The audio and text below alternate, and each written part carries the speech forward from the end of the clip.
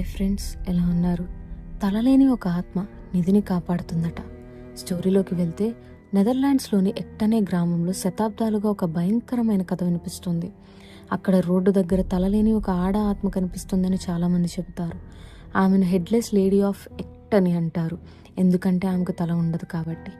ఆమె ఒక దాచిన బంగారు నిధిని కాపాడుతుందని, ఆ బంగారం అక్కడే నేల కింద దాగి ఉందని, ఆ బంగారం పేదవారికి అప్పగించే వరకు కూడా ఆ ఆత్మ అక్కడి నుంచి కదలదని అంటారు.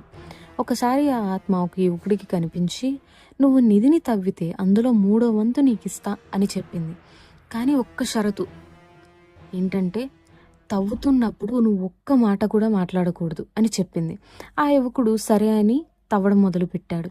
కొద్దిసేపటికి అతని గొడ్డలి నిధి పెట్టెను తాకింది. ఆనందంతో అతను వెంటనే అయ్యో దేవుడా అని అరిచేశాడు. అంతే, ఆ నిధి పెట్టె మళ్ళీ నేలలోకి మాయమైపోయింది.